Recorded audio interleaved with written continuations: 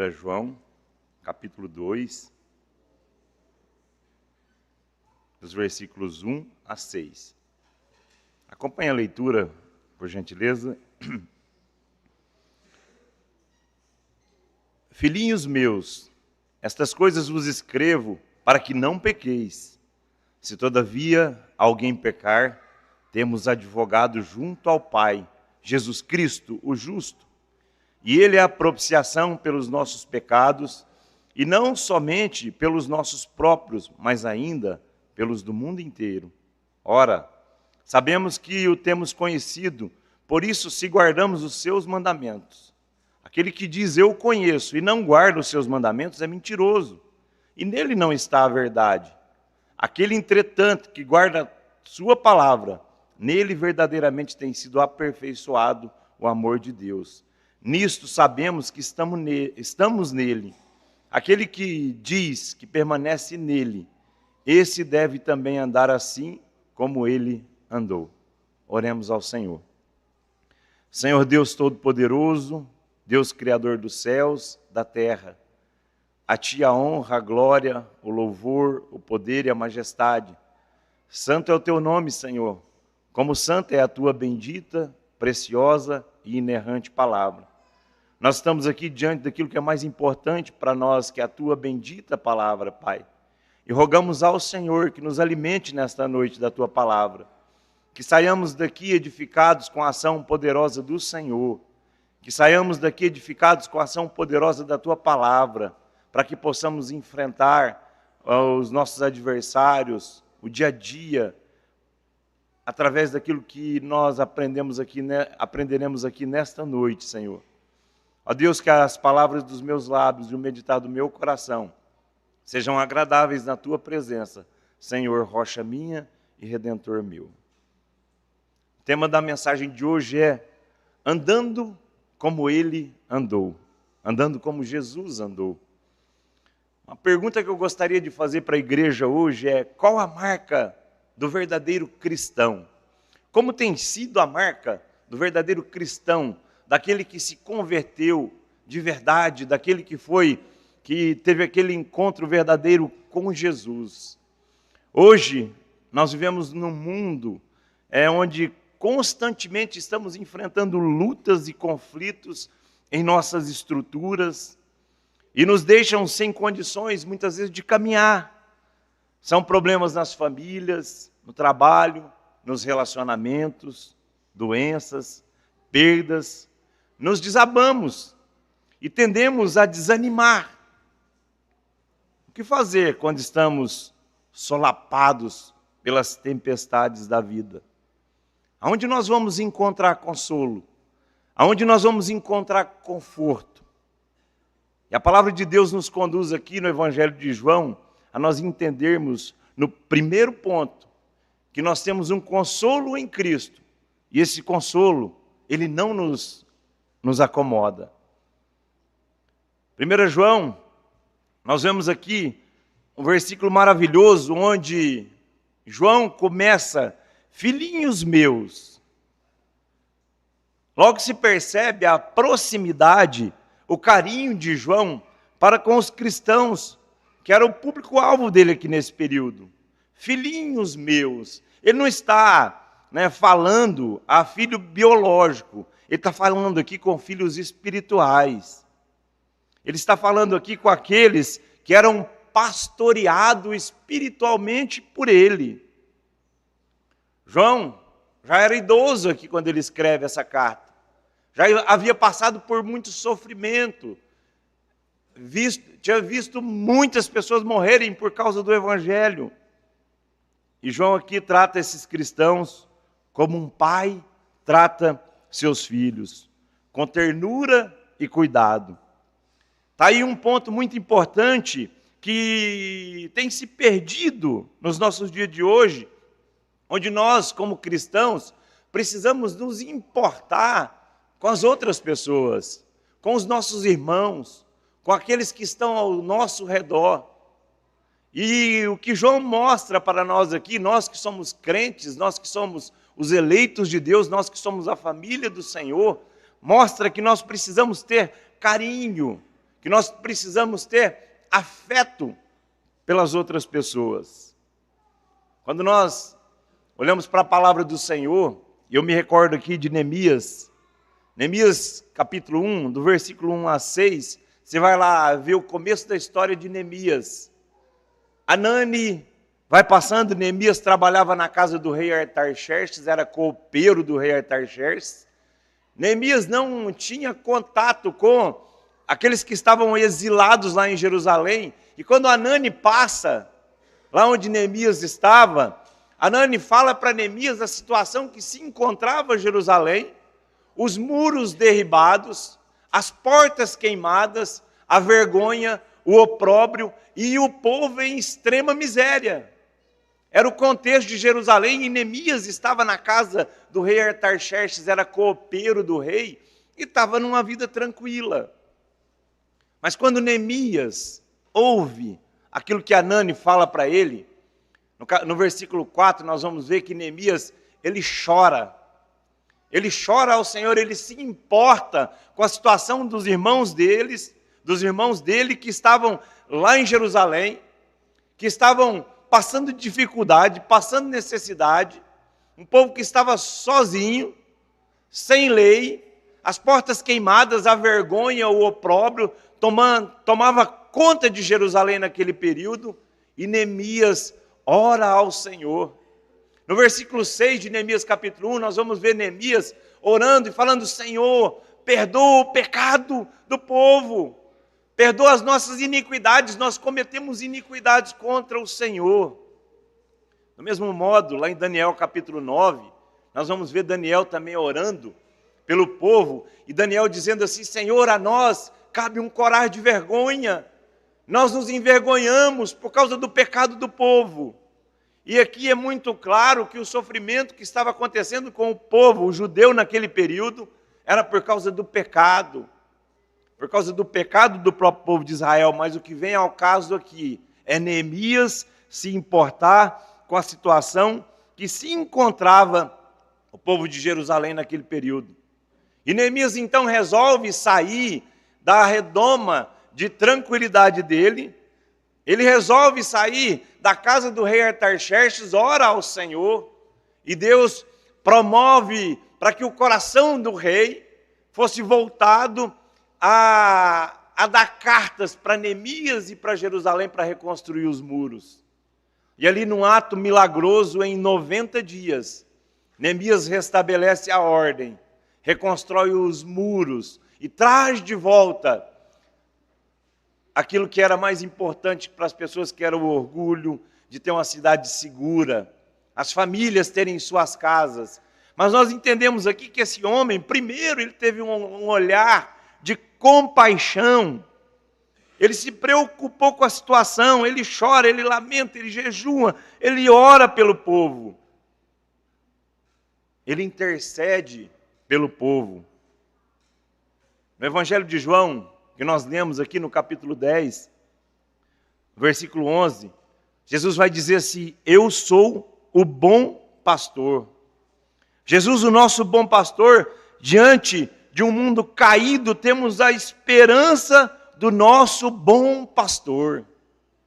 Diante de um mundo onde a gente percebe as pessoas correndo atrás de coisas extremamente supérfluas, de coisas que vão trazer benefícios apenas aqui na terra, pessoas cada vez mais gananciosas, pessoas que estão caminhando para a morte. Nós temos que olhar para a palavra do Senhor aqui, e como João trata aqui de filhinhos, nós temos aqui o nosso bom pastor, e esse pastor é aquele que se importa conosco, e esse pastor se importa comigo e se importa com você. Assim como João mostra aqui para nós que ele era um pastor que cuidava das ovelhas, nós temos o nosso bom pastor, que é Jesus, o nosso Senhor, que se importa conosco. Jesus se importava tanto com as pessoas que ele tinha amigos em comum. Ele tinha Lázaro, Marta e Maria, que eram amigos. Lázaro era tratado como amigos de Jesus. E lá em João capítulo 11, a gente vê que Lázaro, né, estava enfermo e vem a falecer, vem a morrer. Lázaro morreu. E Jesus tem a notícia, Lázaro, Jesus responde assim, ele apenas dorme. Lázaro morreu e foi ressuscitado por Jesus. E depois morreu de novo. Mas Jesus não. Nós olhamos para a palavra do Senhor e nós vemos que o pecado, ele nos afastou de Deus. Nós nos tornamos inimigos de Deus. Nós estávamos mortos nos nossos delitos e pecados. E Ele nos deu vida, conforme Paulo escreve lá em Efésios 2, versículo 1. Ele nos deu vida. Romanos 3, 23, está escrito que todos nós pecamos, porque todos pecaram e carecem da glória de Deus. Não há exceção. Judeus, gentios, religiosos, logo todos fomos justificados. E João vai nos mostrar que temos um consolo. João vai nos mostrar que mesmo na situação de pecado, mesmo na situação de morte, no versículo que nós lemos aqui, ele vai dizer que nós temos um advogado junto ao Pai, Jesus Cristo o justo. Esse Jesus que é o nosso pastor, que é o nosso Senhor, Ele é o nosso advogado. Por causa do pecado nós fomos separados. Nós fomos separados, mas Deus teve misericórdia, Deus teve bondade para conosco, e todos nós fomos separados por causa do pecado, mas o amor de Jesus, Ele nos alcançou. Nós temos um Pai, Jesus Cristo, o justo. Ele é aquele que morreu na cruz do Calvário em nosso lugar. Ele é aquele que intercede por nós diante do Pai.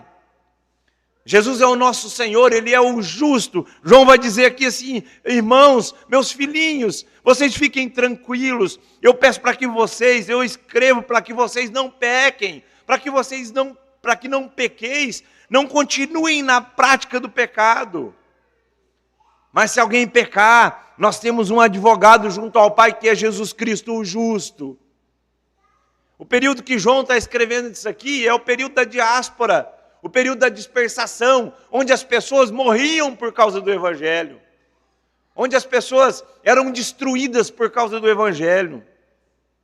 E é muito importante a gente entender, nós entendermos que nós temos um advogado junto ao Pai. Eu não sei quais as circunstâncias em que você veio para a igreja hoje, eu não sei quais as circunstâncias que você tem passado em todos os aspectos da sua vida, mas eu quero dizer para você que nós temos um advogado. E esse advogado, ele não falha. Esse advogado é o justo, Jesus Cristo, Senhor, o nosso Senhor. Esse advogado é aquele que fez o mundo, que criou o universo, que criou o céu, a terra e as estrelas. Esse advogado é aquele que vai estar escrito lá no Salmo 19, que os céus proclamam a glória de Deus e o firmamento anuncia as obras das suas mãos. Esse advogado que cuida de você, que cuida da sua família, é aquele que construiu o universo, onde nós jamais saberemos aonde chegar, a infinitude desse universo. Esse é o nosso advogado. Muitas vezes a gente vem para a igreja e nós não entendemos o Deus que nós servimos. Nós não entendemos quem nós adoramos. Nós não entendemos o Senhor nosso, o nosso Deus. Ele é o nosso advogado. É causa ganha. É causa ganha porque Ele morreu na cruz do Calvário por mim e por você. E derramou sangue precioso em nosso lugar. Esse advogado é Jesus, o justo, que foi cravado na cruz do Calvário como pecador injusto. Jesus é o nosso Senhor, é o nosso Salvador. E eu gostaria que você entendesse, pelo menos nesta noite, saísse daqui tranquilizado, que a sua causa, a sua dificuldade, Jesus conhece. Sabe por que Ele conhece? Porque Ele é a propiciação que remove a culpa. Ele é a propiciação que remove a culpa. Que palavra difícil é essa? Propiciação. A ira de Deus se revela do céu contra toda impiedade e injustiça. Está lá em Romanos 1,18. A ira de Deus se revela do céu. Deus se irou contra o homem por causa do pecado. No pecado houve a separação e Deus elabora um plano maravilhoso, um plano de redenção. A gente ora no Velho Testamento e Deus revela a ira dele em alguns acontecimentos lá no Velho Testamento. Deus revela a ira dele, primeiro, quando ele, lá em Gênesis capítulo 6, quando Deus resolve destruir a terra com água no dilúvio. Deus revela a ira dele e o domínio dele sobre todas as coisas, quando ele destrói com fogo e enxofre Sodoma e Gomorra. Deus revela a ira dele quando ele manda as pragas no Egito. Deus revela a ira dele quando ele permite o cativeiro de Israel e Judá. Tudo isso é resultado do pecado, da desobediência e da idolatria. Então nós olhamos para a palavra do Senhor e nós entendemos que muitas vezes nós sofremos por causa do nosso pecado, por causa do nosso afastamento do Senhor, por não fazermos aquilo que o profeta João está dizendo aqui, foi o último profeta. Se aparecer algum profeta por aí, é mais velho que João. João foi o último apóstolo e profeta. E nós olhamos aqui e nós precisamos entender o que João, filhinhos, eu vos escrevo para que não pequeis. É uma admoestação de João para que nós não soframos. Mas como que eu vou viver nesse mundo sem pecar? É impossível. Mas que o pecado não seja uma prática natural na vida do crente. Que o pecado não seja algo constante na vida do crente. Que o pecado seja um acidente, onde, quando ocorre, isso traz para nós amargura, traz sofrimento, traz arrependimento verdadeiro. Lá no Salmo 51, nós vamos ver Davi escrevendo assim: restitui-me a alegria da tua salvação e sustenta-me com um espírito voluntário. Quando Davi tem ciência do pecado dele, isso traz tristeza para ele. Quando ele tem ciência do pecado, traz tristeza. E o pecado deve nos trazer tristeza. Mas quando nós olhamos para a palavra de Deus, mesmo nós sendo pecadores, nós olhamos para a Bíblia e nós vemos lá em Isaías 53, que Ele é, conforme João escreve aqui no versículo 2, Ele é a propiciação que remove a culpa. Ele é a propiciação porque lá em Isaías 53 está escrito que Ele levou sobre si todas as nossas enfermidades. O castigo que nos traz a paz estava sobre Ele e pelas suas pisaduras nós fomos sarados. Nós éramos inimigos de Deus. Nós estávamos caminhando para a morte. Nós estávamos caminhando para o inferno. Mas Jesus teve misericórdia de nós. A gente olha, eu e minha esposa de vez em quando a gente conversa e fala assim: que amor é esse? O que eu fiz para merecer um amor desse tamanho? Que amor é esse de Deus olhar para mim que não tenho nada para oferecer para Ele? Que não tenho nada para oferecer para esse Deus e Ele olhar para mim e Ele aplacar a ira do pecado total no próprio Filho, para que eu e você fôssemos salvos pelo sacrifício de Cristo na cruz do Calvário. Ele é a propiciação pelos nossos pecados. Jesus recebeu o castigo que era meu. A ira de Deus foi derramado contra o pecado em sua própria pessoa, absorvendo totalmente esse castigo pela sua morte, e morte de cruz. Pela cruz ele não apenas satisfez a justiça, mas também removeu a culpa do pecador. Jesus é a propiciação. Jesus é aquele que trouxe para Ele a culpa que era nossa e derramou na cruz do Calvário. Logo temos, né? Nós olhamos e vamos ver essa palavrinha expiação no Antigo Testamento. Ela representava a morte de um animal, do cordeiro. Quando a gente olhava e via a expiação, era a morte de um cordeiro sem defeito pelo pecado. Agora, Cristo é o Cordeiro de Deus que removeu a culpa do pecado, levando sobre si as nossas iniquidades. Ele é a propiciação que satisfaz a ira de Deus contra o pecado, tornando Deus favorável a nós. Que amor é esse? Que amor é esse? Como que nós vamos responder a esse Deus num amor tão grandioso desse? Como que nós vamos devolver a nossa vida, a não ser em louvor, em glória, em aprendizado da palavra, em vida, em busca por melhorar enquanto nós estamos aqui, a esse amor tão maravilhoso? Outra palavrinha preciosa aqui, a redenção. Cristo nos resgatou do império das trevas, da morte, do inferno, pagando o nosso preço com sangue. Com sangue, o sangue de Jesus Cristo. Ele nos purifica de todos os nossos pecados.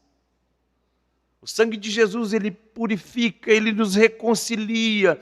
E Cristo restaurou de volta a nossa amizade com Deus, removendo a inimizade causada pelo pecado. E tudo isso se cumpriu em Cristo, na cruz do Calvário. O conhecimento da palavra do Senhor é o terceiro ponto. Ele nos leva à obediência. A característica de que um cristão conhece realmente a Cristo é guardando os seus mandamentos e vivendo uma vida de santificação na presença do Senhor. Eu gosto muito de um discípulo de João, chamado de Policarpo de Esmirna. Policarpo de Esmirna viveu entre 69 e 155 depois de Cristo. Ele foi pastor da igreja de Esmirna, foi acusado de ser cristão. Hoje ninguém é acusado de ser cristão, não. Policarpo foi acusado de ser cristão e levado ao precônsul. Ordenaram que negasse a Cristo e jurasse pelo imperador, que era a divindade da época. Policarpo respondeu: há 86 anos sirvo o Senhor. Ele nunca me fez mal. Como poderia eu blasfemar contra o meu rei que me salvou? Policarpo foi condenado à morte. Foi condenado à morte. Colocaram fogo em Policarpo. E conta a história que Policarpo, o fogo queimava e Policarpo não morria. Transpassaram Policarpo. Mataram ele perfurado. Foi condenado a ser queimado vivo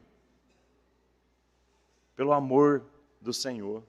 Outros homens, Estevão, Tiago, filho de Zebedeu, Pedro, Paulo, Inácio de Antioquia, Justino Marte, homens que morreram por causa do Evangelho, homens que deram a sua vida por causa do Evangelho, homens que ouviram a palavra de João aqui dizendo: ora, sabemos que o temos conhecido, por isso, se guardamos os seus mandamentos. E esses homens guardaram os mandamentos do Senhor. E hoje, nos nossos dias, nós nos prostramos por qualquer coisa. Nós duvidamos às vezes da nossa própria fé. Nós duvidamos. Muitas vezes nós olhamos assim e falamos assim, né? Hoje eu estou desanimado, hoje eu não posso. Eu gostaria de te desafiar nessa noite, meu irmão, a olhar para a palavra do Senhor. Olhar para a situação que esses homens aqui viviam escondidos. Esses homens que morreram, que deram a vida por causa do Evangelho. Famílias inteiras eram levadas para o Coliseu para serem devoradas pelos cães, pelos leões famintos. As pessoas eram enroladas em pele, iam sorrindo. E hoje, nós precisamos entender que o Evangelho de Jesus é para aqueles que vivem o que João está falando aqui. Aquele que diz, eu o conheço e não guarda os meus mandamentos, é mentiroso e nele não está a verdade.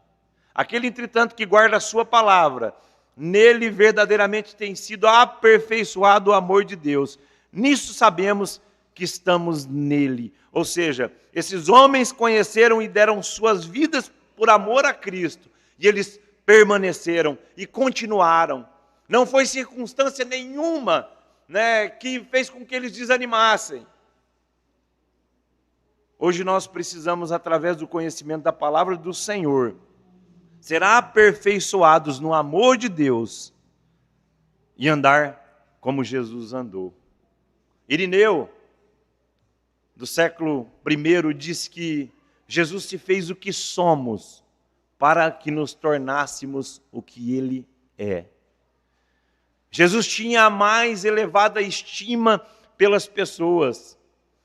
Veja o seu apego a Lázaro, Maria e Marta. Pelo menos em 3 ocasiões, Jesus aceitou convites para visitar a casa de fariseus. Atos, capítulo 1, versículo 8, declara, vós recebereis poder, ao descer sobre vós o Espírito Santo, e sereis minhas testemunhas, tanto em Jerusalém, Samaria e até os confins da terra. Ser testemunha de Jesus é testemunhar o amor dele em qualquer situação. É testemunhar as verdades do Evangelho em qualquer circunstância.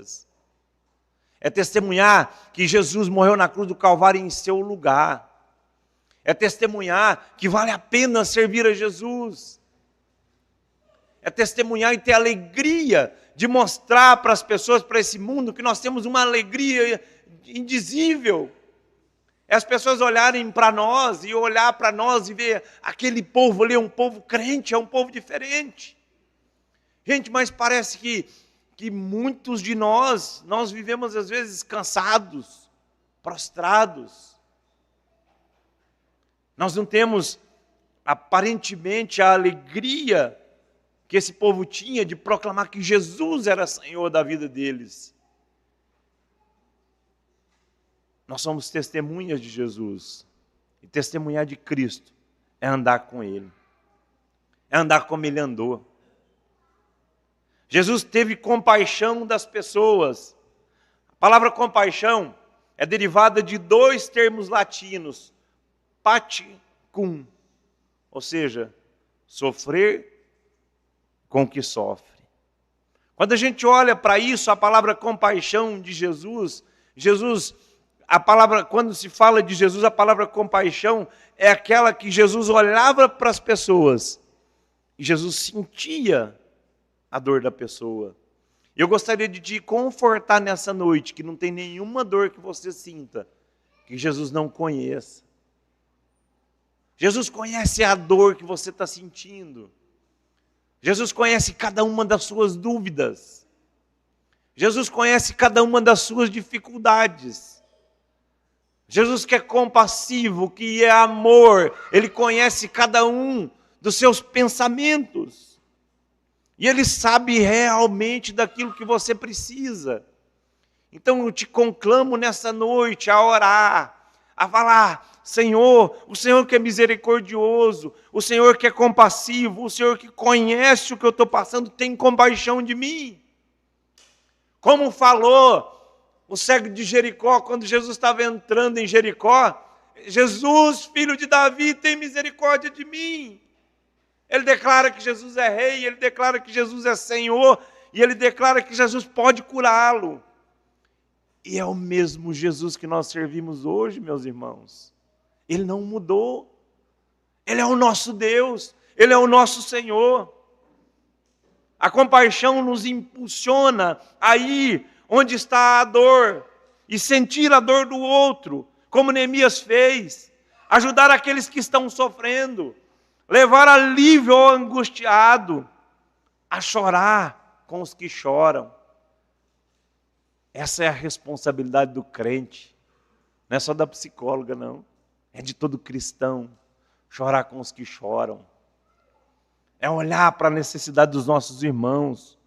Jesus percorria todas as aldeias, curando toda sorte de doença, ensinando e pregando o evangelho de salvação.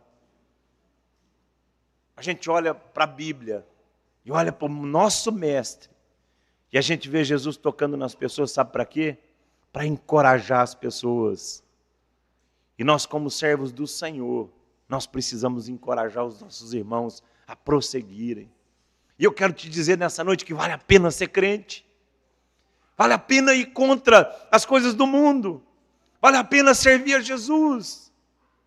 Vale a pena manter o nosso foco naquele que é o autor e consumador da nossa fé, Jesus Cristo, o justo. Vale a pena.